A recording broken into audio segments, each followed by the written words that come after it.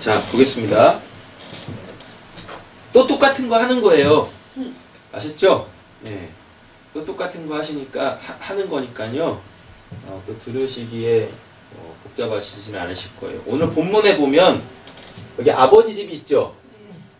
이렇게 아버지 집이 있는데, 분명히 오늘 뭐 다 헬라 원어로도 지금 여러분들한테 다 프린트해서 드렸고, 거기에 대한 의미들도 다 적어놨으니까 아버지 집이 이렇게 있어요. 여기서 먼 다른 나라라 그래요. 그럼 여기는 하늘이에요. 저 하늘 말고요. 그리고 어디로 보내냐면 하나님이 땅으로 보내세요. 그리고 이 사이를 먼, 공간적으로는 먼, 시간적으로는 긴 이라는 단어를 쓰면서 아버지 집에서 먼 땅으로 보냈다라 그래요. 그럼 여기서는 신분이 뭐예요? 여기 아버지가 있고 아버지 집에 있으니까 아들일 거 아니에요. 근데 이 아들이 아버지에 의하여 보내심을 받게 되어지면 여기서 뭐가 되는 거예요? 여기서 땅이 이제 나라이기도 하거든요. 그럼 뭐예요? 본문에 보면 이렇게 되어 있습니다. 여기에 대해서 여기를 저라는 표현을 써요. 저쪽. 그럼 여기는 어디겠어요? 이쪽. 이렇게 되는 거죠. 네. 그래서 이 표현이 우리한테 중요해요. 저 나라, 하나님 나라. 지금 우리 여기 있잖아요. 내가 여기 있으면 이게 뒤바뀌는 거 아니겠습니까? 맞죠? 그러면은 저 나라, 내가 돌아갈 곳, 저곳 이렇게 나오는 거예요. 되셨죠? 네. 저쪽이라고 표현을 한단 말이에요. 그럼 여기서 이 아들의 신분은 뭡니까? 이방인이죠. 또 나그네지. 이렇게 되는 거예요. 또 뭐요? 아버지를 잃었잖아요. 그러니까 고아가 되는 거예요. 이렇게. 이 고아와 같은 개념들이 여러 개 나옵니다. 과부 이렇게 나온다는 거예요. 네. 이방인 집 떠나왔어요. 고아 아버지가 없어요. 과부 남편이 없어요. 이렇게 된단 말이에요. 지금 탕자 비유의 배경이 이런 모양입니다. 이런 모양. 자, 근데 우리는 이거를 하나로 봐야 될 줄 알아야 되는 거죠. 어떻게 해요? 묵시 속의 역사. 그럼 여기는 여기는 이곳. 이렇게 되겠죠. 이곳, 저곳. 이 나라, 저 나라. 여기서는 내가 목숨으로 살고, 목숨이 끝나면 저 나라, 내 아버지 집으로 돌아가겠네요. 그럼 여기는 어디라 그래요? 소위 말하는 사후천국이라고 얘기를 한단 말입니다. 되셨죠? 이 개념을 잘 가지고 계셔야 돼요.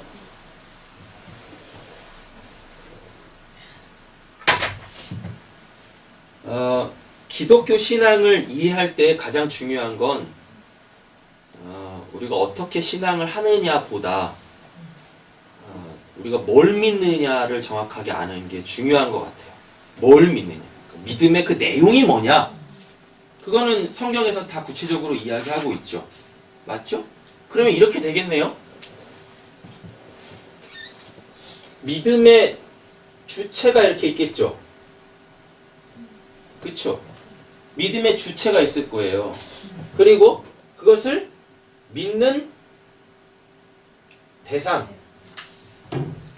이렇게 돼야 돼요. 믿음이라는 주체가 있고요. 그리고 그거를 믿는 대상이 있을 거예요. 근데 이게 지금 우리 한국 개념에서는 이게 뒤집어져 있어요. 주체는 하나님이에요. 대상이 인간이란 말이에요. 근데 이 믿음이라는 걸 오해해버려가지고 믿음의 대상을 하나님으로 둬버렸고 믿음의 주체를 자기한테 둔 거예요. 인간한테 둔 거예요. 그래서 내가 믿습니다. 이런 표현들이 나오는 거예요. 내가 믿는 거 아니에요. 믿음이라는 것도 나는 믿습니다라는 그 동사나 어떤 나의 지금 현 상태의 명사로서의 단어가 아니에요. 믿음은 성경에서 나오는 믿음이란 단어는 그냥 하나님 자체예요. 예수 그리스도 자체예요. 예. 그거를 헬라어로 피스토스라 그래요. 피스토스. 근데 그 피스토스, 믿음이라는 그분이, 그 예수가 말을 하지 않습니까? 그럼 그게 아멘이 되는 거예요. 진실하다, 신실하다, 이렇게 되는 거예요. 그래서 피스토스, 아멘, 이게 다 믿음, 아멘, 이게 다 같은 개념이에요. 그래서 믿음의 주체는 하나님이세요. 우리가 주체 아니에요. 믿음의 우리가 주체 아니에요. 믿음의 주요, 또 온전케 하시는 이를 바라보자라고 되어 있잖아요. 그래서 믿음의 주체는 하나님이세요. 그럼 믿음의 대상이 있겠죠. 믿게끔 하는 대상이 있겠죠. 그게 바로 우리 인간이란 말입니다. 되셨죠? 이렇게 되는 거예요. 그러면 소위 말하는 내가 나한테 믿음이 있습니다 하면 그게 뭔 말이겠습니까? 내가 믿습니다라고 하면 그게 뭐겠습니까? 난 믿음이 있어요라고 하면 그 의미가 뭐겠어요? 연합! 하나 된 거예요. 하나 된 것. 왜? 믿음이 뭐니까? 예수, 하나님이시니까요. 내가 믿음이 있다라는 거는 그분과 내가 이제 하나가 됐다라는 거예요. 연합이 됐다라는 거예요. 그래서 믿음이 있으면 당연히 뭐가 나오겠습니까? 아멘. 그 신실함이 나와야 되는 거예요. 그 예수의 삶이 나와야 되는 거예요. 그렇게 예수의 삶이 나오면 그게 바로 찬양이에요. 그게 바로 하나님께 영광이에요. 뭐 우리가 영광 돌려드립니다. 뭐 그런 말 있잖아요. 다 그런 거예요. 네. 자, 보겠습니다. 이 인간을, 그러니까 믿음의 내용은 하나님은 어떤 분이셔? 사람은 도대체 뭐야? 라는 것에 대한 답을 찾는 게 믿음의 내용이어야 돼요. 네, 믿음의 내용. 근데 오늘 본문 안에도 하나님이 어떤 분이신지를 이야기해주고 있어요. 그 아버지가 어떤 분이신지를 이야기해주고 있어요. 그리고 이 아버지가 아들한테, 인간한테, 또 집을 떠난 그 죄인들한테 뭘 요구하시는지를 정확하게 오늘 이 본문 안에서 이야기하고 있어요. 뭐냐면, 자, 하나님은요, 진리세요. 근데 또 이 진리를 성경에서 이야기하는 그 내용으로 진리를 이야기하는 게 아닙니다. 저는 그것도 진리 맞아요. 한글 성경을 이렇게 보고 그냥 이거 문자적으로 보는 게 아니라 이 성경이 나한테 이야기하는 진짜 의미가 있을 거 아니에요. 그거를 진리라고 하는데 제가 하나님한테 쓰는 진리라는 표현은 그게 아니에요. 진리는 참, 실존과 실체를 이야기하는 겁니다. 이해되셨죠? 그러니까 말씀의 참된 의미도 진리인데 이렇게 하나님, 인간을 설명할 때는 제가 쓰는 이 진리라는 표현은 참, 실존과 실체를 이야기하는 거예요. 그럼 이걸 한마디로 뭐라고 하냐면 존재하다 라고 얘기를 하는 거예요. 존재하다. 근데 여기서 존재는 없어지지 않는 겁니다. 예. 없어지지 않아요? 의미가 없지 않아요. 예. 그럼 영원하겠죠. 그리고 의미, 가치가 영원하겠죠. 요걸 얘기하는 거. 하나님이 이런 분이시는 거예요. 예. 되셨죠? 자, 그러면 이 인간은 어때요?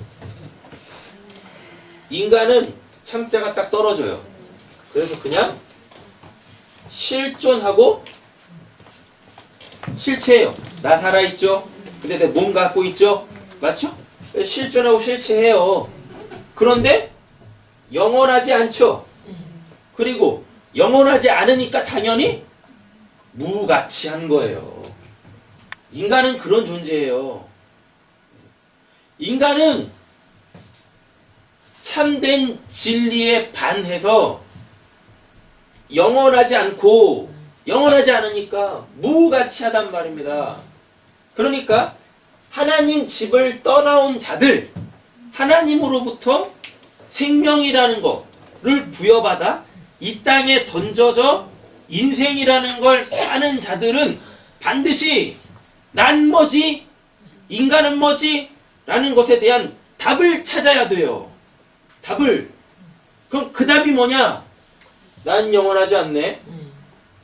그럼 난 영원하지 않는데라는 얘기가 뭐겠습니까? 죽는다는 얘기죠. 죽음. 그럼 모든 것으로부터 다 끊어지는 거잖아요. 그리고 나는 가치 없는 자야 를 깨닫는 거예요. 가치 없는 자.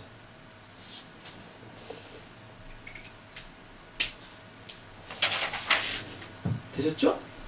이거를 알아먹어야 그때부터 본격적인 신앙이 시작되는 거예요.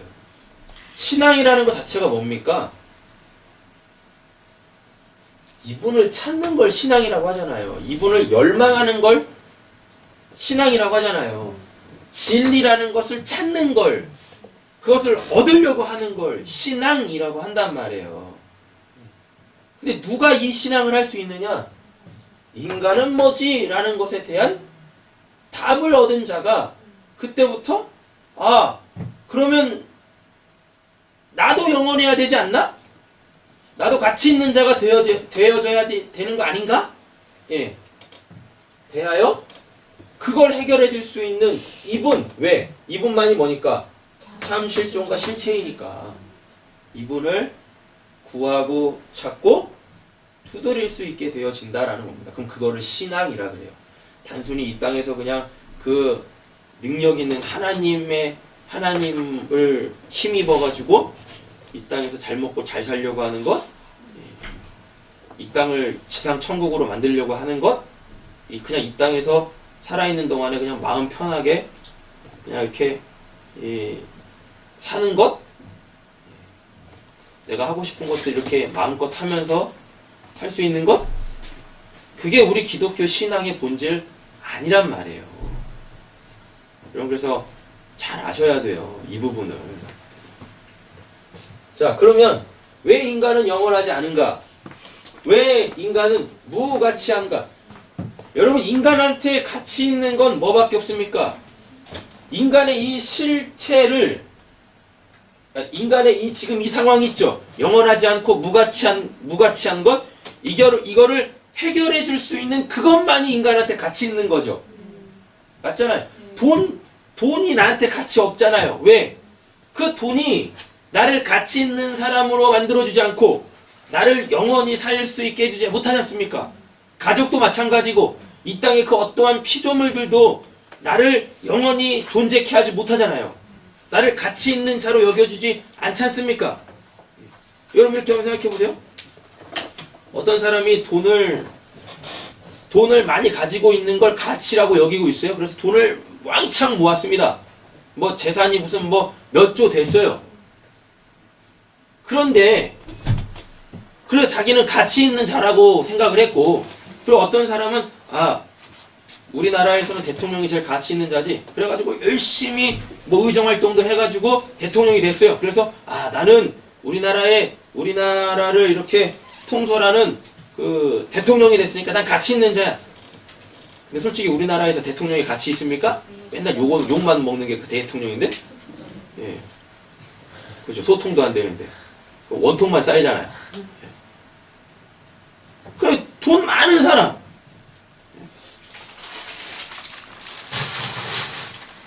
저한테는 돈이 그렇게 가치 있지 않거든요. 그럼 그 사람은 가치 있는 자가 아니잖아요, 저한테. 그리고 돈 그렇게 많으면 뭐예요? 어떻게 되는데, 지금? 예. 죽을 날 기다리고 있어요. 그 돈이 그한테 뭔 가치가 있겠냐고요. 그 돈에다 가치를 두고 있는 사람이 그 돈이 없을 때나 그한테는 그게 가치인 거지. 그죠? 그러니까 이 영원하지도 않고 무가치한 자에게 참된 가치는 뭐겠습니까? 이거 두 개 해결해 주는 거. 그럼 그거 하나님밖에 없잖아요. 그러니까 하나님이 이 인간한테는 가치여야 된단 말입니다. 그래서 우리는 어디다 가치를 둬야 돼요? 하나님한테 가치를 둬야 돼요. 하나님한테. 그래서 보배라는 표현을 써요. 하나님한테요. 보화라는 표현도 쓰고 그런 거예요. 되셨죠? 자, 그럼 이거 한번 해결해 볼게요. 이제 인간. 하나님 안에 있을 때 인간은 부족함이 없죠. 결핍이 없죠. 문제가 없죠. 맞죠? 예. 아, 그렇잖아요. 그리고 하나님으로 충만해 있는 거죠. 하나님으로 충만할 수밖에 없지. 하나님 안에 있는데. 맞잖아요. 만약에 인간이 이렇게 있는데 하나님이 인간 안에 들어가세요? 그럼 이게 충만할 수 있겠습니까? 결코 인간 속에 들어온 하나님은요 충만하실 수가 없어요. 충만할 수가 없다니까요. 그럼 성령 충만하라 라는 말의 참된 의미는 뭐겠습니까? 성령 충만하라의 참된 의미가 뭐겠어요? 되게 간단해요. 이렇게 보세요. 성령 충만하지 않으니까 성령 충만하라 그러잖아요. 맞죠? 예. 근데 그 사람한테 지금 성령 있는 거죠. 성령이 없으면 성령 충만하라는 말을 안 하죠. 야, 너 성령 있어야 돼 라고 표현을 쓰지. 맞잖아요. 그러니까 성령이 있는데 성령 충만하라는 말은 뭐겠습니까? 너 지금 비어있는 곳 있다. 너 그것도 성령으로 채워야 돼 라는 말이잖아요. 그게. 그죠? 네. 그러니까 이 개념이면 이건 지금 이 땅이죠? 그럼 여기는 저곳이고. 그죠? 이 땅에 있는 그 어떠한 인간도 결코 성령 충만할 수 없어요. 성령 충만할 수 없어요.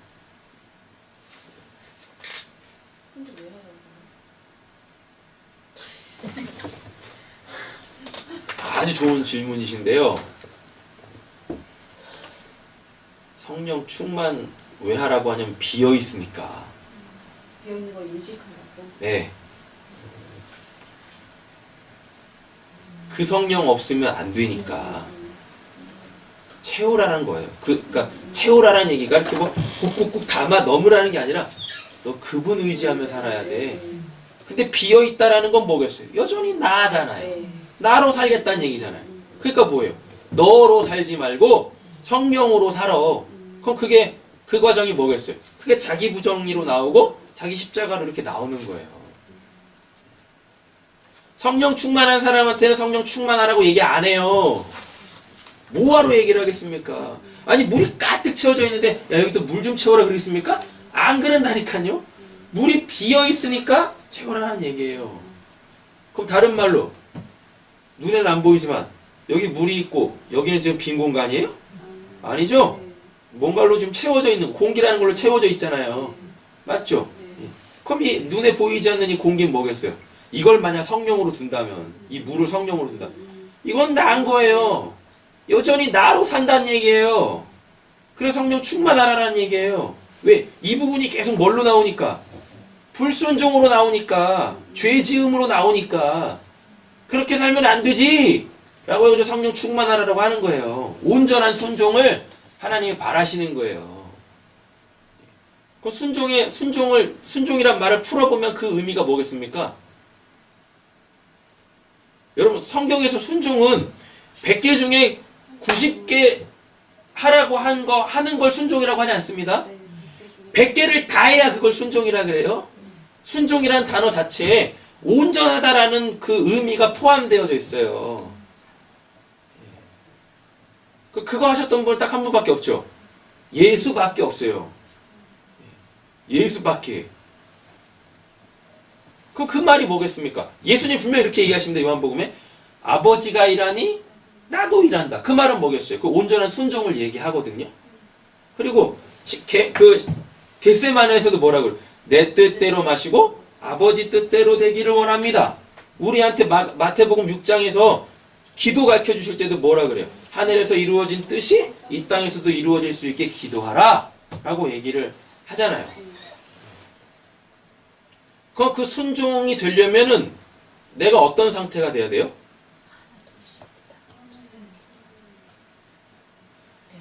이 땅에서 내가 살아가는 삶에 대하여 나의 주체성을 온전하게 상실 또는 박탈당하면 순종할 수 있겠네요.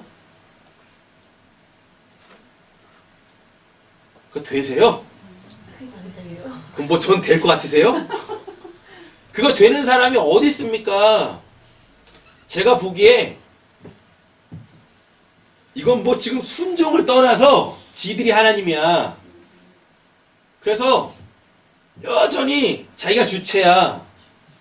그래서 자기가 선악 판단을 해요. 또 그래서 이건 악하다, 이건 선하다, 이거 여전히 그거 하고 있어요. 진리를 알았다고 하는 사람들조차도. 근데 그들의 논리를 보면은요, 이제 나는 진리 안에 자유했기 때문에 이 땅은 선해졌기 때문에 선한 것도 없고 악한 것도 없다는 얘기예요.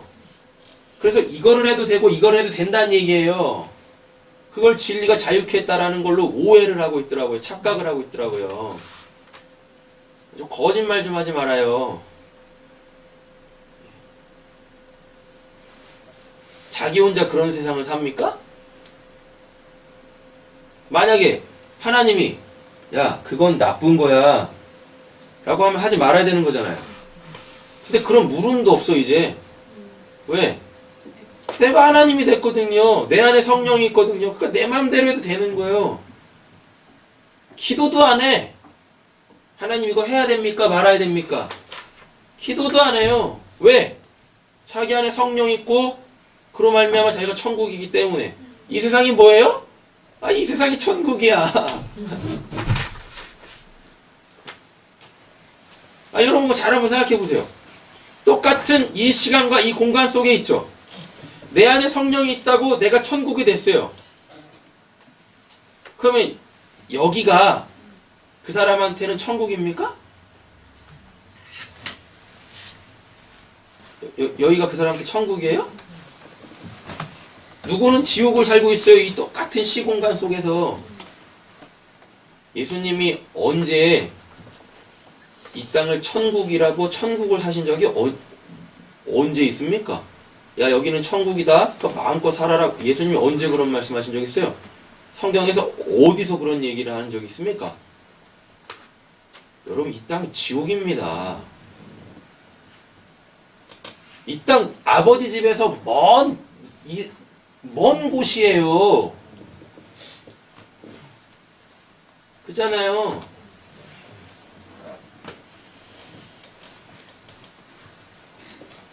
누구는 이 땅에서 지옥을 사는데 누구는 성령 받았다고 여기서 천국을 살아요?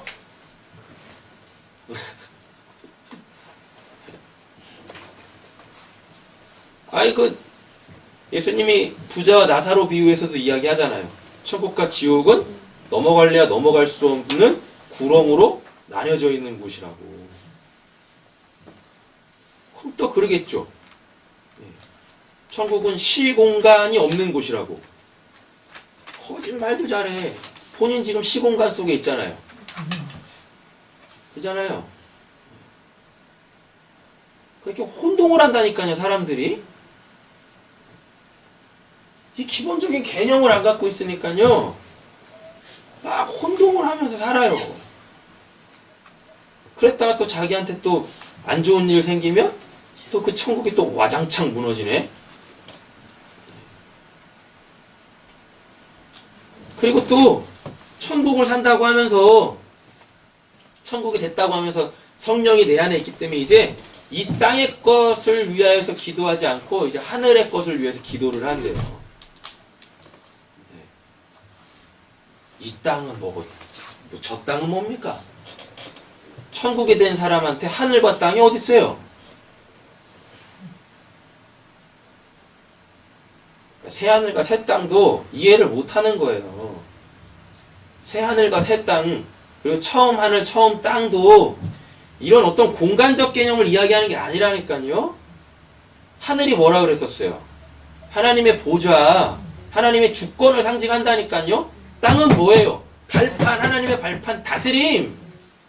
새하늘과 새 땅, 처음 땅, 처음 하늘은 하나님이 다스리시는 전 영역이라고 얘기하는 거예요. 그걸 천국이라 그래요.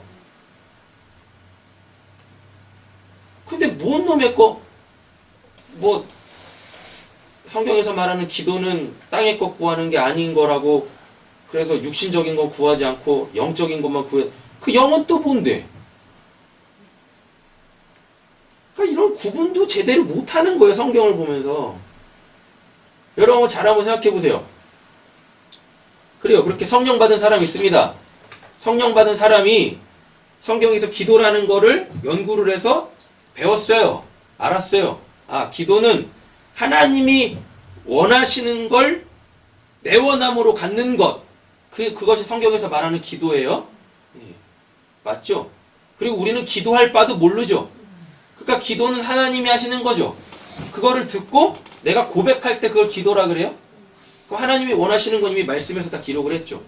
그러니까 기도는 저번에도 한번 문자로 넣어드렸던 것 같은데, 기도는요, 말씀이 전제하지 않으면, 그 들음이라는 게 전제되어지지 않으면 우리는 기도라는 걸 할래야 할 수도 없어요. 그럼 그 무조건 비나이다로 나오는 거고, 내 육신의 정욕, 에피두미아로 구하는 것밖에 안 나오는 거고, 그럼 하나님 그거는 듣지도 아니하신다 그랬었고, 그러니까 항상 말씀을 들음으로 말미암아 기도할 수 있게 되어져요. 그럼 말씀을 듣는다라는 게 하나님이 우리에게 기도하시는 거예요. 되셨죠? 그러면 우리한테 하나님이 기도하셨으니까 응답이 되겠죠. 맞죠? 그럼 우리는 이제 우리도 우리 측에서 어떤 기도가 나오겠죠. 그거는 들음이 아니라 말하는 거죠. 하나님 제가 알아먹었어요. 이거 맞죠? 하나님이 원하시는 거 이거 맞죠? 예. 하나님이 원하시는 거 이거 맞지? 이렇게 하나님의 원하심을 내가 하나님한테, 나한테, 내 이웃한테 이렇게 말하게 되어지면 그게 기도란 말입니다. 또 그걸 또 전도라고 이야기도 하고, 그걸 또 찬양이라고도 이야기하는 거고. 여러분 잘 한번 보세요. 내 안에 하나님이 계세요. 그럼 하나님은 사랑이죠. 맞죠? 그렇게 하나님의 사랑이 있어요. 그러면 이 하나님의 사랑은 반드시 누군가를 사랑하는 걸로 나오겠죠. 그럼 이게 하나님 사랑, 이웃 사랑이잖아요. 이건 나중에 또 다시 한번 더 설명드릴게요. 이웃 사랑이라고 했을 때 나한테 가까이에 있는 그 사람을 이웃이라고 하지 않아요? 우리한테 이웃은 딱 한 분밖에 없어요? 예수밖에 없어요. 그러니까 하나님을 사랑하면, 하나님을 우리가 어떻게 사랑합니까? 율법이, 이게 또 막 두서없이 막 주제하고 또 비껴나가는데, 율법이 10개죠? 맞죠? 그럼 이게 온전한 말씀이란 뜻이에요. 10개의 계명이 있다는 게 아니라 10계명은 뭐냐면 완전한 말씀이란 뜻이에요. 이거를 2개로 줄이죠. 하나님 사랑, 이웃 사랑으로 이렇게 줄이죠. 그래놓고 또 이걸 하나로 그냥 사랑이라 그러죠. 근데 잘 보세요. 이 사랑은 하나님이시라 그러죠. 왜? 하나님은 사랑이시라 라고 이야기하니까. 자, 그러면 우리가 하나님 어떻게 사랑해요? 하나님 어디 계신지도 모르고 하나님 어떤 분이신지도 모르는데, 맞죠? 근데 십자가가 하나님의 사랑의 확증이라 그러죠. 그럼 십자가를 통하여 하나님이 날 사랑한다라는 걸 내가 알아먹으면 하나님이 그걸 뭘로 해주신다고요? 그래, 네가 나를 사랑한다 라고 해주시겠대요? 그럼 이건 해결됐네? 맞죠? 그럼 이제 이게 해결이 돼야 되죠. 그럼 여기서 이 인간, 여러분 이 땅에 인간이 어디 있습니까? 다 짐승이지. 자기 배만 불리려고 하는 이성 없는 짐승이지. 맞죠? 그럼 유일하게 이 땅에서 참 사람이었던 분 한 분밖에 없어요. 누구? 예수밖에 없어요. 그리고 선한 사마리아 비유에서도 이야기하잖아요. 그 서기관인가? 근데 그 사람이 와가지고 율법에 뭐라 그러냐? 하나님 사랑, 이웃 사랑이라고 합니다. 그래, 옳다. 그럼 네가 그 율법을 지켜라. 그럼 너 영생할 거야. 그랬더니 그러면서 하는 말이, 그럼 내 이웃은 누굽니까? 라고 묻죠. 그 서기관이 그런다니까, 내 이웃이 누굽니까? 내가 그 사람 사랑할게요. 그러면 나 율법 지켜서 나 영생하겠네요. 근데 예수님이 그러죠. 강도 만난 자의 이웃이 누구냐? 그럼 누구예요? 선한 사마리아인이잖아요. 그럼 그 선한 사마리아인은 누굽니까? 아버지 집에서 나온 진짜 그 아들, 예수잖아요. 예수가 이 땅에서 뭘로 살았습니까? 인간. 이방인으로 살았어요. 나그네로 살았어요. 네. 고아로 살았다니까요. 그래서 십자가에서 아버지를 하나님을 아버지라고도 못 불러요. 뭐라 그럽니까? 나의 하나님, 나의 하나님 이런다니까요. 아버지를 잃었다니까요. 왜? 아버지가 죽이니까 아버지가 버리는 거니까 아버지라고 안 불러요. 그래서 죄인 중에 괴수로 죽는 거거든요. 그럼 이웃사랑이라고 했을 때 이 이웃은 누구예요? 이거 참된 사람 예수밖에 없어요. 하나님의 사랑을 알아먹으면, 하나님의 사랑을 내가 십자가를 통해서 알아먹으면 내 진짜 이웃, 이 예수를 사랑하게 되어줘요. 그러면 구원받아요. 그럼 그걸 영생이라 그래요. 서기관이 예수님한테 물었잖아요. 내가 어떻게 하면 영생을 얻습니까? 그럼 답은 하나밖에 없죠. 성경에서 이야기하는 구원받는 방법 딱 하나밖에 없죠. 주 예수를 믿는 거. 아버지가 보내신 그 아들을 믿는 거. 맞잖아요. 네. 예. 그러면 그 이웃은 누구예요? 선한 사마리아인 예수란 말입니다. 너 나 사랑해야 돼. 너 나 믿어야 구원받아라는 얘기를 하니까 선한 사마리아인의 비유의 핵심이 결론이 근데 그 예수 죽이죠? 예수 사랑 안 하는 거야. 그러니까 뭐예요? 율법으로 인하여 그가 죄인으로 폭로되는 거예요. 그 순간 그렇게 내 이웃 내가 202로 사는데 202호 사람 사랑하라는 거 아니란 말이에요. 예수 사랑하라는 거예요. 그래서 계명 두 가지 계명도 하나로 또 줄인다 그랬죠. 네. 사랑. 그럼 뭐예요? 하나님. 그럼 결국 계명이 우리한테 주는 건 뭡니까? 하나님 사랑이죠. 이 하나님 사랑 얘기하는 게 아니라 여기서 이제 하나로 나온 사랑이다라는 건 뭐냐면 하나님은 사랑이라 그러죠. 너 그 하나님 아냐? 그러니까 율법이라는 건요. 십계명이라는 건 결국 하나님이 우리에게 주신 말씀을 통하여 하나님 알아먹으라고 하는 거예요. 하나님 사랑하라가 하나님 알아먹으라고요. 하나님께서 우리한테 주신 말씀 있죠. 요 말씀을 통하여 하나님이 어떤 분이신지를 알아먹어 가는 것. 그걸 신앙이라고 그러고 그걸 하나님 사랑이라고 그러고 그렇게 한 자들을 계명을 지키는 자라라고 이야기를 하는 거예요. 그럼 또 오해 없이 들으세요. 그러면은 202호 사람 사랑하지 않아도 되는 겁니까? 어떡해요. 그 하나님을 사랑하면 당연히 202호 사람을 사랑할 수밖에 없게 되어지죠. 왜? 그가 죄인이니까. 그가 하나님 모르잖아요. 맞죠? 그래서 그 살려야 될 거 아닙니까? 그렇게 나오는 거예요. 계명이라는 게. 근데 그냥 이걸 또 문자로 또 보내? 이 참된 의미도 모르고 이걸 또 그냥 문자로 봐가지고 하나님 사랑하면 이웃 사랑해야죠. 그 어떤 분은 또 사랑을 작은 친절이라고 또 이해하시는 분도 있대요. 아니 그러면은 이 땅에 다 구원받았겠네 사람들? 작은 친절 베푸는 사람들은 하나님 안 믿어도 그건 하는 거잖아요. 지나가던 사람 그 앞에서 그 뭐예요? 그 뭐 동냥하는 사람 그 100원짜리 하나 줘도 그거 작은 친절이지 않습니까? 그거 예수 안 믿어도 다 하는 거잖아요. 그들 다 구원 받은 거네? 율법 다 지키는 거네? 사랑이 그 작은 친절 베푸는 거예요? 영어 성경에 그렇게 번역이 돼 있대요. 사랑이 작은 친절이라고. 뭐냐고요? 그게 하나님 안 믿어도 하는 거잖아요. 제가 보기에 하나님 안 믿는 사람들이 더 잘해. 왜? 자기 만족 때문에, 자기의 때문에. 자기도 괜찮은 사람인 거 드러나려고.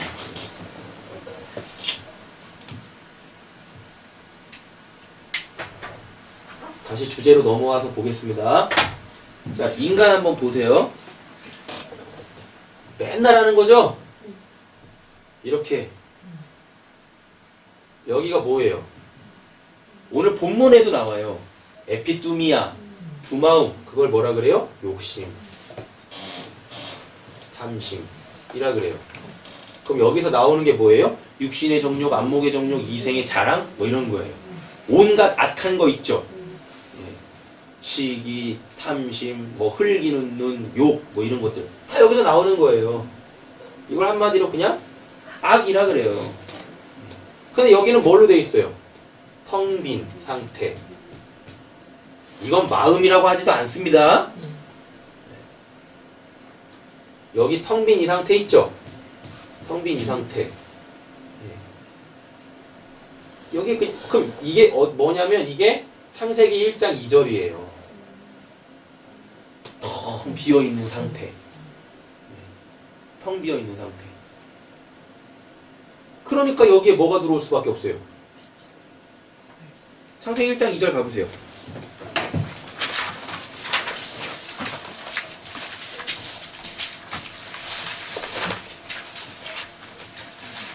땅이 혼돈하고 공허하며 흑암이 깊음 위에 있고 하나님의 영은 수면 위에 운행하시니라 라고 돼 있죠? 그죠? 뭐 혼돈하고 공허하며 뭐 흑암, 뭐 깊음 이런 게 다 그냥 텅 비어 있다라는 뜻이에요. 아무것도 없음이라는 겁니다. 근데 하나님의 영은 수면, 여기서 수면은 뭐예요? 물 얘기하는 거예요? 아닙니다. 물은 뭐예요? 아직 윗물, 아랫물로 나뉘어지지 않았으니까요. 그럼 뭡니까? 진리죠.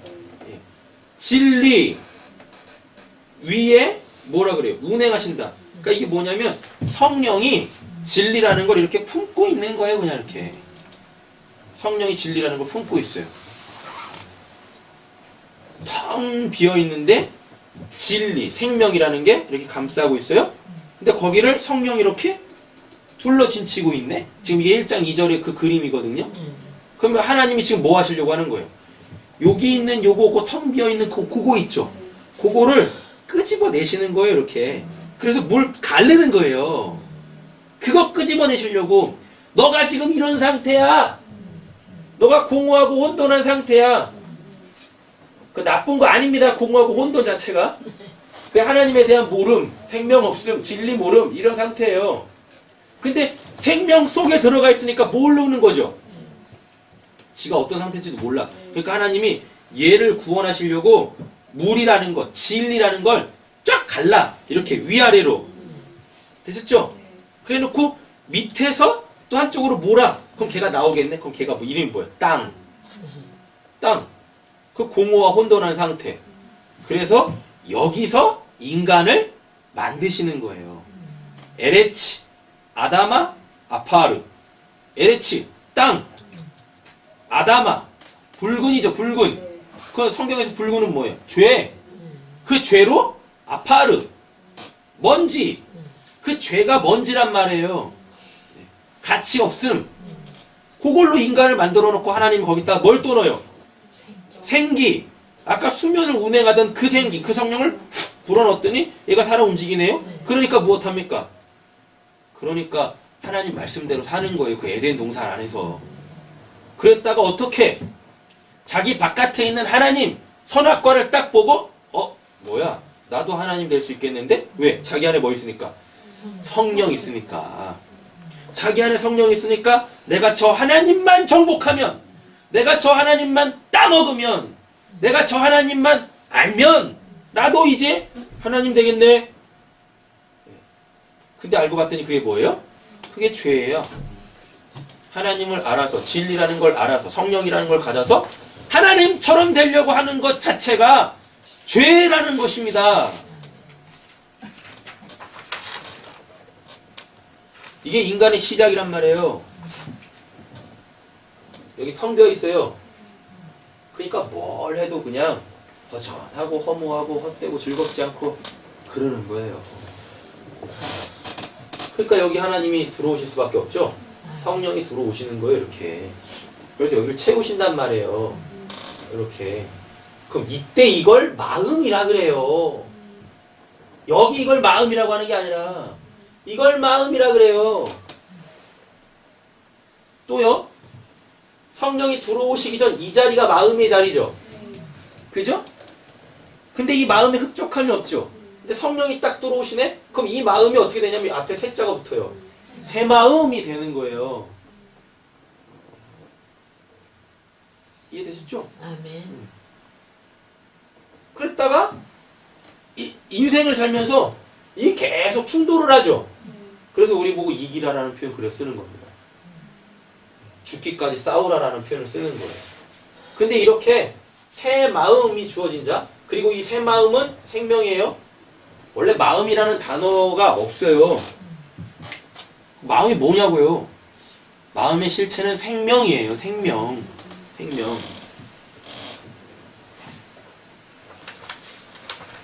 이게 둘이 계속 싸워요. 계속 싸운다니까요.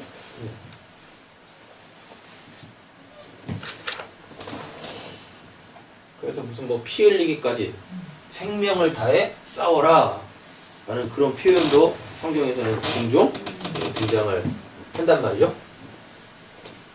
근데 이거는 끝없는 싸움입니다. 언제까지?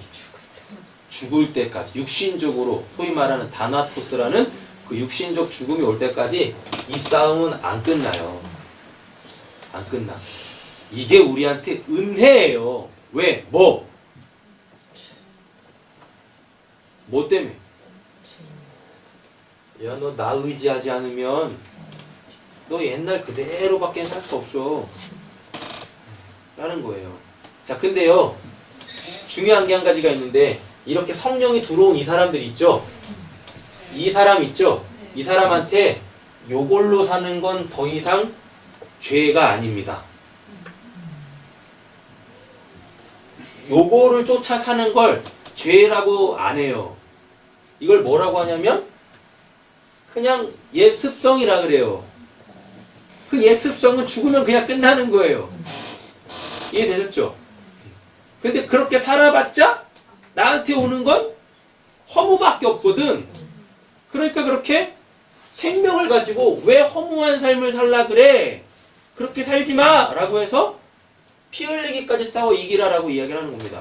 이 육체의 소욕을 거스려 성령의 소욕으로 살라라고 하는 거예요. 왜 구원받았음에도 불구하고, 왜 성령이 있음에도 불구하고, 새 마음이 있음에도 불구하고 왜 이것 때문에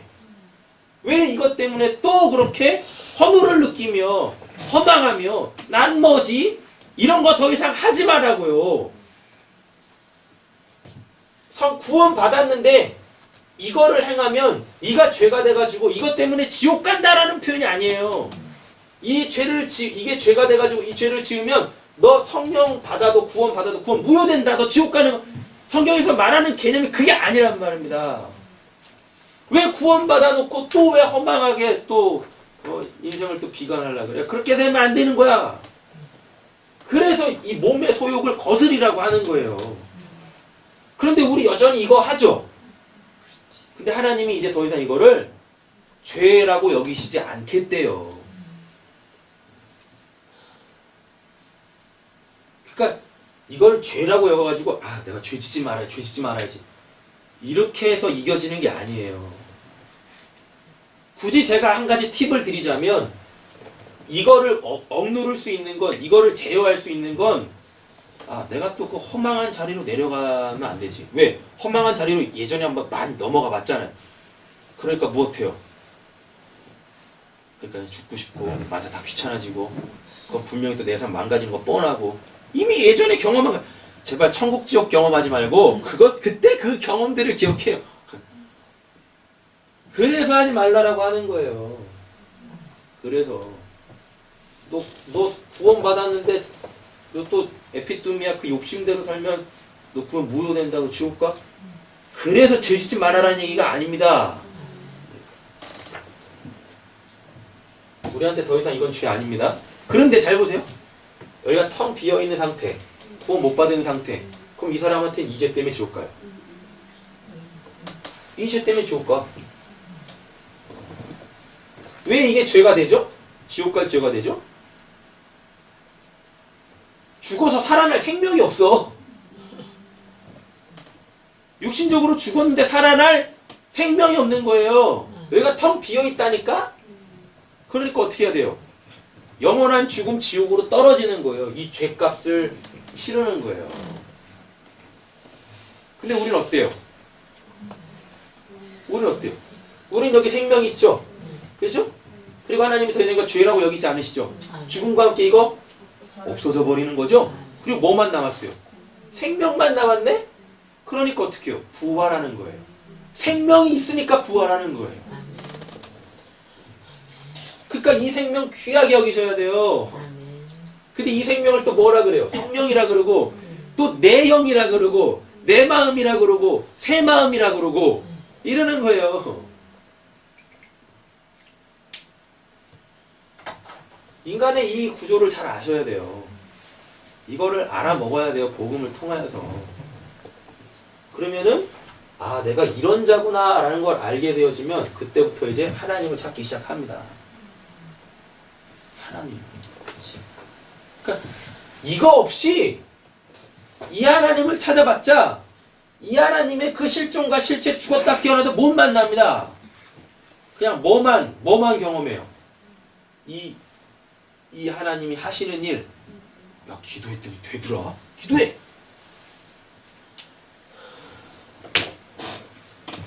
하나님 믿었더니 문제 해결되더라. 복 받더라. 이거 없이 인간에 대한 선 이해 없이 그냥 됐다?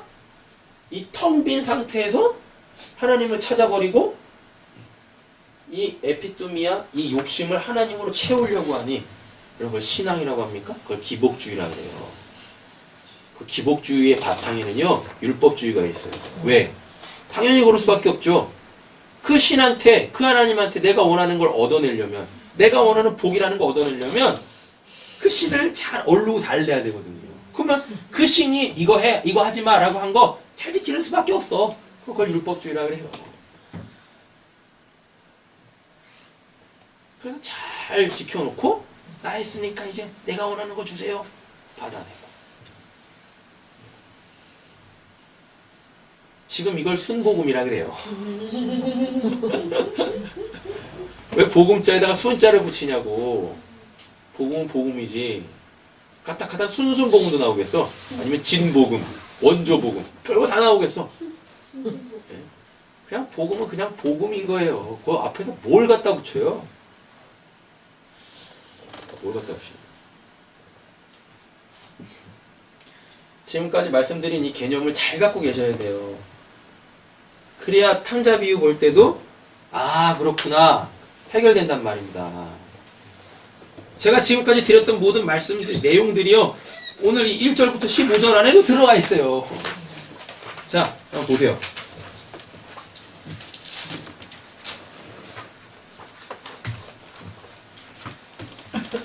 11절입니다. 에이펜이라고 돼 있죠? 이 말하다예요. 아까 저 헬라어 못 읽으시니까 그냥 제가 얘기할게요. 또 말씀하셔요. 그게 지금 우리 본문 안에서는 뭐라고 돼 있죠? 또 이르시되라고 돼 있죠? 그러면은 또 이르시되라는 건 앞에도 똑같은 내용을 이야기했다는 얘기예요. 그럼 앞에 뭐예요? 이른 드라크마 찾는 거, 또 이른 양인가? 이른 양 찾는 거. 그쵸? 그럼 여기 다 뭐라 그랬었어요? 잃었던 걸 찾는 걸 회개. 회개 내가 하는 거 아니라 그랬었죠? 하나님이 잃어버린 걸 하나님이 되찾으시면 그걸 회개. 그 이어서 나오는 게 또 말하되. 그러니까 이것도 회개에 대해서 얘기하는 거예요. 사람이 나오죠? 이걸 이제 안드로포스라고 하는데, 사람이, 그럼 어떤 사람이 뭐라 그래요? 가지고 있어요. 뭐를? 듀오 나왔죠. 듀오. 빨간색 글자 듀오. 둘. 짝. 아들들을 가지고 있네요. 아들들이라는 건 당연히 아버지에게서 나온 거죠. 근데 오늘 본문 안에서는 이게 큰아들과 둘째 아들로 나와요. 그럼 이게 뭐예요? 큰아들은 이미 이야기했었죠. 지난 시간에 율법이라고. 왜? 자기는 그거 다 지켰다라고 하니까. 아버지 말씀 다 지켰다라고 하니까. 그리고 그럼 그 둘째는 뭐예요? 율법의 기능. 죄인임을 깨닫게 하는 그것. 그럼 그게 우리한테 뭐예요? 복음. 왜? 이걸 알게 하니까. 복음은 인간은 뭐야? 라는 것을 알게 해요. 그래서 아 이게 인간이에요? 그럼 하나님 찾아야죠. 이게 복음이란 말입니다. 그거를 둘째 해가지고 12절 보시면 파란색 글자로 네오테로스라고 돼 있죠. 네. 예, 새로운 어린 이란 표현을 쓰는 거예요. 그러니까 예수님이 뭐라 그래요? 야, 천국은 어린아이 같지 않으면 갈 수 없어. 예. 어린. 그럼 이게 구약으로 가보면 이게 어떤 개념이냐면 예수님 설명할 때 쓰는 거예요. 어린 순 같으며. 다 그런 일맥상통하는 내용들이란 말이에요. 그럼 이 12절에 이 파란색 글자 네오테로스는 복음을 이야기하겠죠. 맞죠? 율법은 큰아들은 뭘? 자기 의를 챙기는 거고. 맞죠? 그러면 복음은 뭐예요? 내가 의라고 여기고 있는 것들까지도 다 탈탈 털려서 내가 아버지 없으면 안 돼요 라는 걸 깨닫게 하는, 나를 죄인으로 폭로케 하는 것. 그게 예수잖아요. 예수가 이 땅에 와서 우리한테 한 일이 뭡니까? 야, 니들 다 죄인이야. 특별히 누구한테? 바리새인들한테. 근데 끝까지 자기는 의인이라고 하는 자들은 예수님이 다 등져버리시죠. 근데 예수 때문에, 그 복음 때문에 아, 내가 죄인입니다. 나 좀 살려주세요 하는 사람들은 다 찾아가서 다 구원해요. 이렇게 된단 말이에요. 자, 12절 보세요.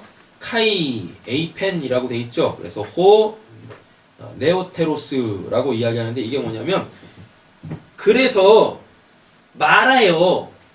에이펜이 그 11절에 나오는 그 에이펜 똑같잖아요. 말한다니까요. 그래서 어떻게 해요? 누가 말하는 거예요? 그 복음이 말하는 거예요. 그 새로운 것이 말하는 거예요. 그 예수가 말한다니까요. 그 집 나갈 둘째 아들이 말하는 거예요. 뭐라고? 아버지한테 말하는데 아버지요 달래. 내 걸 달래. 주라. 도스. 이게 바로 디돔이라는 단어인데 도스. 주라. 나에게 주시오. 뭐라고요? 내 목. 네, 내 목. 근데 저 뒤에 가보면 우시아스라고 돼 있죠. 녹색 글자. 12절 첫째 줄의 맨 마지막 자 우시아스라고 돼 있죠. 이게 재산인데 이 재산이라는 단어 자체가 존재하다라는 그 의미를 갖고 있어요. 거기서 파생된 거예요. 존재. 예수님이 그랬었어요. 나는 뭐뭐다 라고 했을 때 이거를 이제 헬라어로 뭐라고 하냐면 에고, 나, 에이미, 나다. 나는 뭐다 라고 했을 때 그 에이미에서 우시아스라는 이 단어가 나온 거예요. 그럼 지금 이게 뭔 말이겠습니까?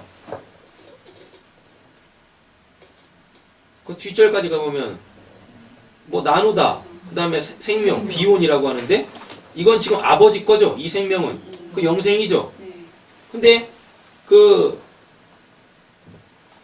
우리 본문에서는 12절을 어떻게 번역했어요?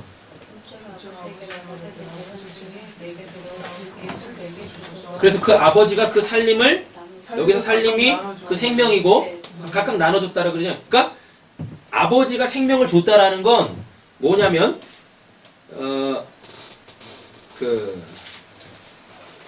율법은 율법대로 그 기능을 하고 복음은 복음대로 그 기능을 하고 그럼 율법이 하는 기능은 뭐예요?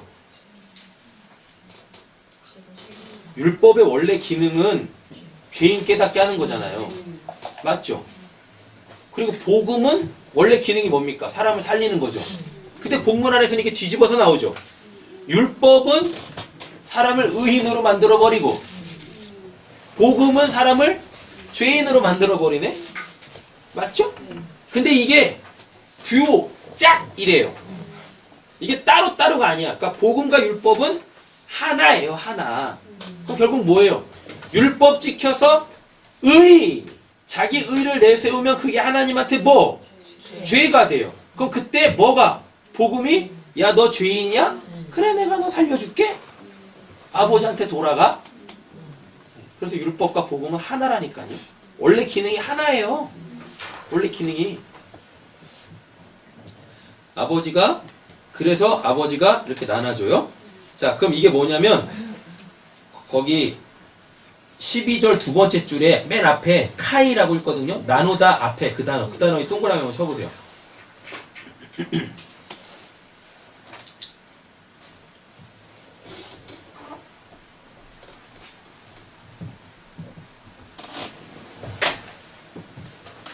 카이가 이렇게 생긴 거예요. 여기 동그라미를 쳐보세요. 그러면 뭐냐면 그래서 그 생명을 나누어 줬어요. 그들에게 나눠줬어요. 그럼 그 전에 앞절이 뭐겠어요? 아버지요, 내 거 주세요가 뭐냐면 나도 잘 보세요. 나도 아버지처럼 존재자로 살고 싶어요. 이 둘째 아들이 뭐라고 하는 거냐면 지금 이 탕자가 뭐라고 하는 거냐면 나도 하나님처럼 그렇게 스스로 존재하고 싶어요. 그럼 이게 뭔 말입니까? 나도 하나님 될래요 예요. 12절의 의미가 그랬더니 뭐 하는 거예요 아버지가? 그래? 너 한번 나 없이 나 한번 돼봐. 그래서 아버지 거 줘서 보내보는 거예요. 너 나 없이 나 될 수 있나 한번 봐봐. 또는 너 나 없이 살 수 있나 봐봐. 나 없이 내 것으로 너가 스스로 에임이 존재할 수 있는지 봐봐. 12절이 그거란 말입니다. 13절 그랬더니 카이 또 나왔죠? 그랬더니 뭐라 그래요? 13절 보면은 그 며칠이 안 돼요 라고 돼 있죠. 네. 하여튼 자기에게 주어져 있는 그 모든 날들 있죠. 그리고 자기에게 주어진 그 아버지의 것 있죠. 그것들을 다 모아 나갔다라는 얘기예요. 그러니까 요렇게 생긴 게 있네요.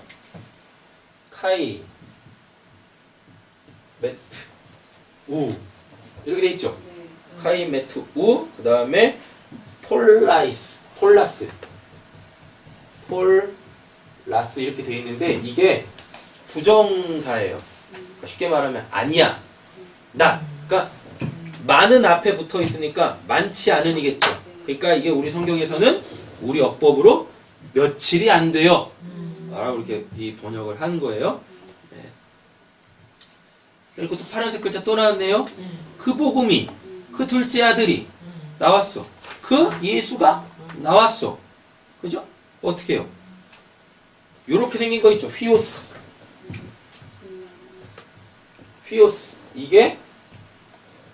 이게 뭐냐면 이게 아들이에요. 아들.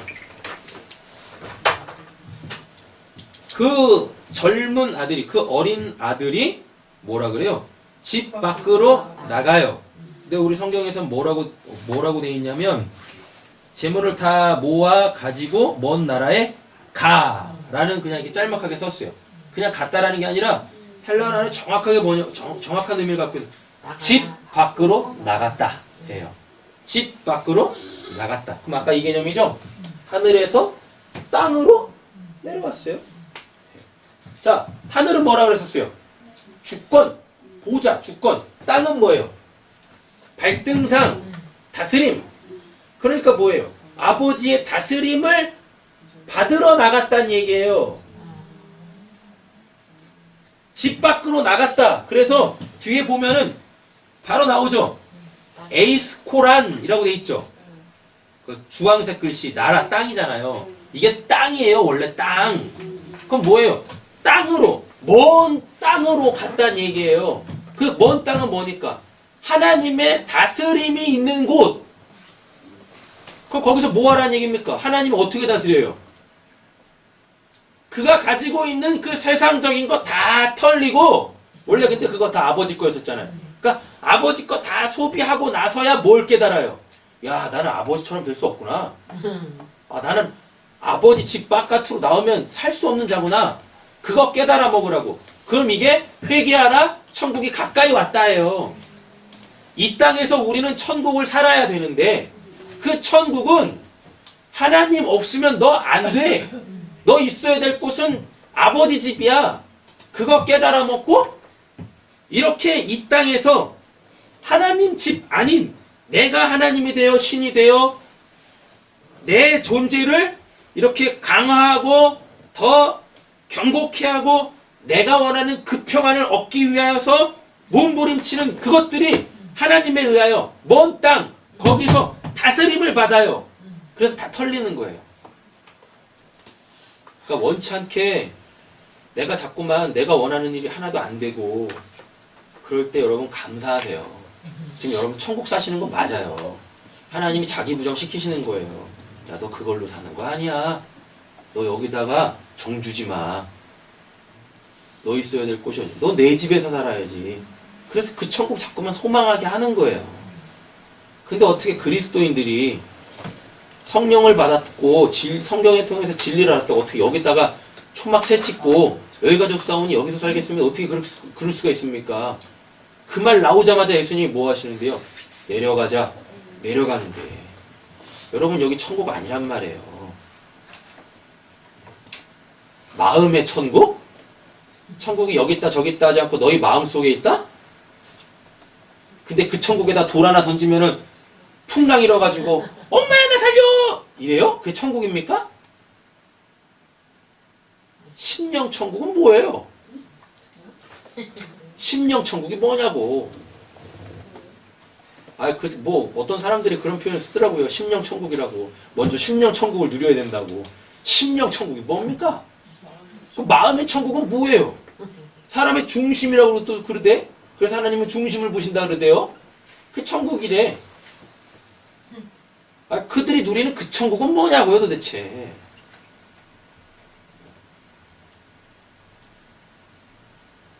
마음의 천국이 있으면 내가 살아가는 이 세상이 천국으로 바뀝니까? 이 땅이? 이 땅이 어딘데? 여기 지옥인데?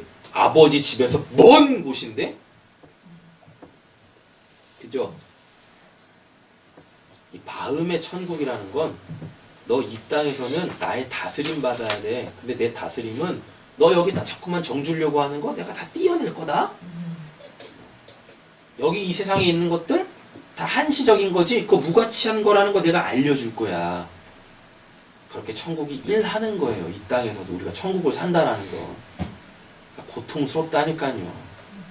근데 여러분 그 자기 부정이 일어나요. 자기 부정 일어날 땐 굉장히 고통스러워요.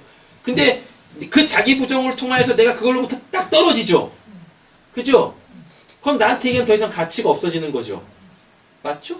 그럼 진짜 사랑할 수 있게 되어져요. 이게 이해가 잘 안 되시죠?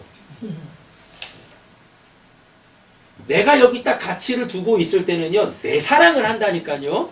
나를 위한. 근데 하나님이 이 땅에서 내 마음에 천국의 다스림을 시작하시면 부정이 일어나겠죠. 내가 가치를 두고 있는 이걸로부터 나를 부정시켜요. 나를 딱 떨어뜨려요. 그럼 이제 더 이상 이게 나한테 가치가 없는 거잖아요. 맞죠? 그럼 그때부터 이거를 진짜 사랑할 수 있게 되어져요. 그럼 그때 하는 사랑을 아가페 하나님의 사랑이라 그래요. 잘 보세요. 우리가 가치 없는 자죠? 맞잖아요. 가치 없는 걸 사랑할 때 그거를 아가페 사랑이라고 하는 거예요. 나한테 가치 있는 걸 사랑하면은 여러분 그거를 탐심, 탐욕, 에피토미아라 그러고 가치 없는 우리를 사랑하셨잖아요. 그래서 죽기까지 사랑하셨잖아요. 그걸 아가페라고 하는 거예요. 그래서 떨어져 나가야 되는 거예요. 그 고통을 견뎌내셔야 된다는 겁니다. 자기 부정이라는 걸. 그래서 그렇게 딱 떨어지게 되어지면 여러분 이게 나한테 더 이상 가치가 없어. 근데 이걸 진짜 사랑하게 되어져요. 왜? 이것도 뭐 없으면 하나님 없으면 지옥 가니까. 또 이것도 하나님이 창조하신 거죠. 예수 그리스도 안에서 만물이 섰다라 그럽니다. 그러면은 이게 하나님한테 또 의미가 있어져야 되는 거잖아요. 그러니까 내가 이거를 예수 그리스도로 세우는 거예요. 그래서 피조물들도 하나님의 아들들이 오기를 기대한다라 그래 로마서에.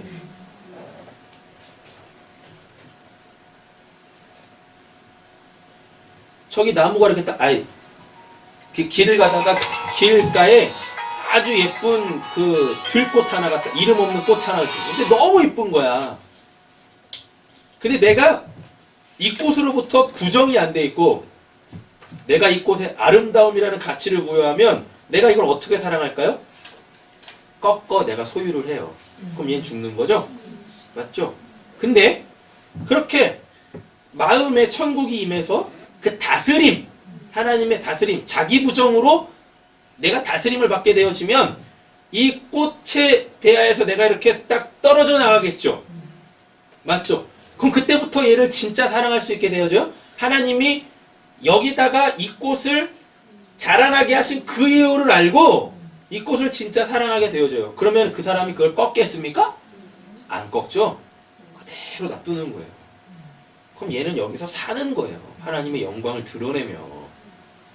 이걸 아가페라 그래요.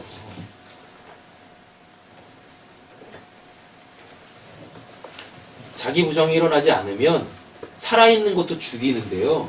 자기 부정이 일어나면 죽어있는 것도 살려요. 무가치한 것도 하나님에 의하여 예수 그리스도로 말미암아 그렇게 존재하는 것으로 내 안에서 세워진단 말이에요. 그걸 천국을 산다라 그러는 거예요. 이 땅에서.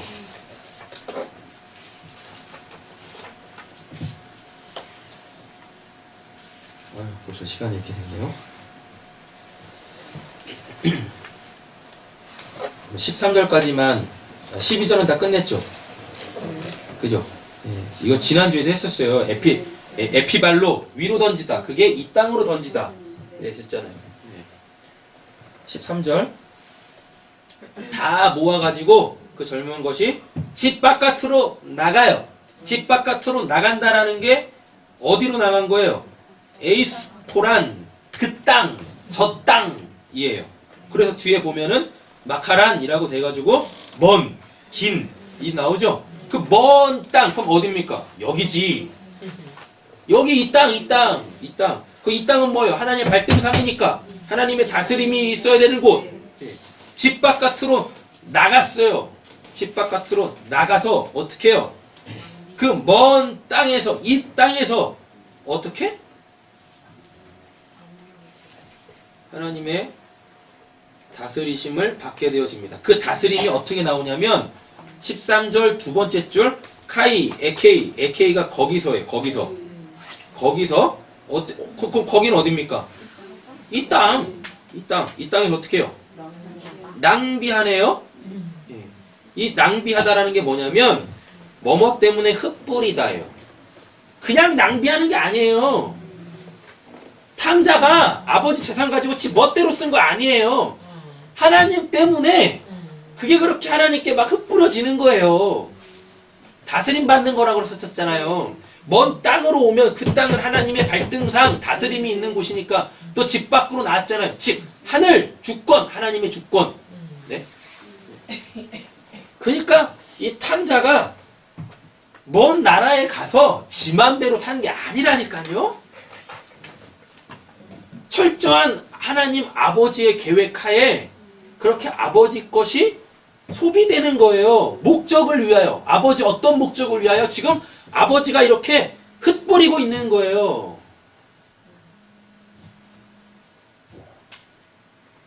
뒤에 또 나왔죠? 텐 우시안. 그럼 아까 저기 12절에 녹색 글자 이렇게 있잖아요. 그러니까 아버지의 것을 뿌려줘요. 그럼 지금 먼 땅이니까 이 땅이니까 우시아스가 존재하다잖아요. 재산 존재하다. 그러니까 자기 존재가 어떻게 흩뿌려지고 있어. 그럼 뭡니까? 아, 나 텅 빈네. 텅 벼가고 있네. 라는 거예요. 아, 나 하나님 없으면 난 존재하는 것도 아니구나. 이거 알아먹게 하는 거예요. 그래서 어떻게 뒤에 보면 살다, 존, 무절제하게 하소토스라고 이렇게 돼 있어요. 무절제하게 살아요. 그럼 절제가 뭡니까? 절제가 뭐예요? 절제가 뭐 하고 싶은데 여기까지만 해야지. 이게 절제요? 아니죠. 절제는요 썩은 곳 있죠. 네, 썩은 거를 정확하게 딱 잘라 버리는 걸 절제라 그래요. 아, 나 여기 이렇게 하루에 담배를 10가치 피는 사람이 이제부터 내가 좀 담배를 절제해야지. 그래서 오늘은 내가 9가치만 피워야지. 한 개는 내가 그걸 절제라고 하는 게 아니에요. 그냥 아닌 건 딱 끊어지는 것을 절제라 그래요. 근데 뭐라 그래요? 어떻게 살아요? 무절제하게 사네요? 그럼 무절제하게 산다는 얘기가 뭐겠습니까? 안 뜨면 여기서 만약에 절제하며 살면은 아버지의 뜻이 거슬려지는 거잖아요. 지금 아버지가 열심히 흙 뿌리고 있는데 절제하게 살면은 그건 아니죠. 잘라? 그러니까 무절제하게 산다, 낭비한다, 이게 나쁜 뜻이 아니라니까요. 아버지에 의하여서 그렇게 어떻게 해요? 털려. 아버지께 계속 흙 뿌려지고 있어. 그래서 아버지가 얻어내려고 하는 게 딱 한 가지입니다. 뭐? 14절. 14절 뭐예요? 너 배고프지? 너 배고프지?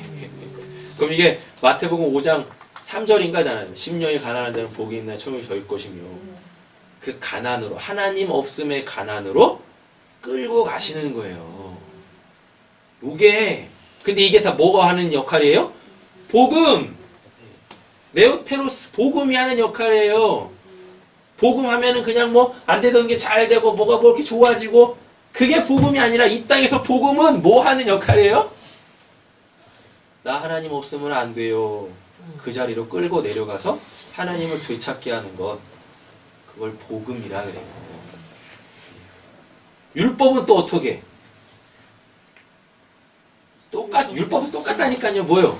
율법 열심히 지켜서 자기 의로 드러났는데 누구에 의하여? 하나님의 예수에 의하여. 야, 니들이 죄인이야. 폭로되는 거. 그래서 율법이 없으면 내가 탐심을 죄로 여기지도 않았다라고 합니다. 탐심, 에피뚜미야, 두 마음. 죄인지도 몰랐다 그래요. 그래서 율법과 복음은 이름만 다르지 똑같은 거예요. 우리를 죄인으로 폭로시켜서 어떻게? 하나님께로 돌아가게 하는 거. 하나님에 의하여 찾아지게 하는 거. 회개. 라는 말입니다.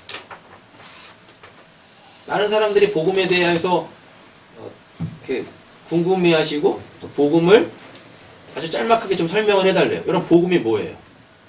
복음을 한 문장으로 만들면 간단해요. 회개하라. 천국에 가까이 왔다 해요. 그게 복음이에요. 뭐. 회개해야 돼요. 하나님에 의해서 찾아져야 돼요. 천국이 이미 왔잖아요. 그 천국을 살아야죠. 이 땅에서는 자기 부정과 자기 십자가, 하나님의 철저한 통치, 하나님의 다스리심으로 살아야 돼요. 어떤 자리로? 나 뭐 없으면 하나님 없으면 안 돼요. 의에 줄이고 목마름의 자리로 계속 몰려가는 거예요. 마음이 깨끗해지는 걸로. 마음이 깨끗해지는 게 또 뭐겠습니까? 똑같아요. 자꾸 떨어져 나가는 거야. 에피뚜미아로 안 살게 만들겠다라는 거예요.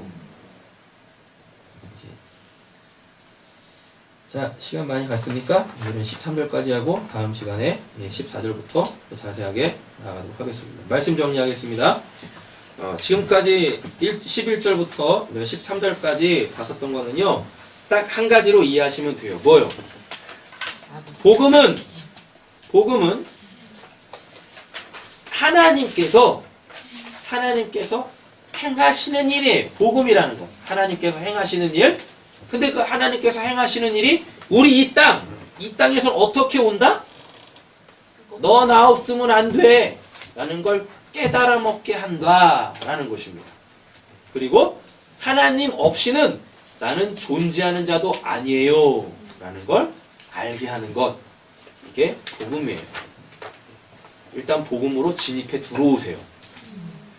복음으로 진입해 들어와서 그렇게 내가 존재하지도 않는 자, 무가치한 자, 헛됨이라는 걸 알게 되어지고, 그리고 이 세상의 것으로부터 내가 계속 다 부정되어지게 되어지면 그때부터 누가 보여지기 시작해요? 하나님이 보여지기 시작해요. 하나님을 찾기 시작해요. 그럼 그때부터 시작되는 게 뭐예요? 신앙생활. 기도하겠습니다.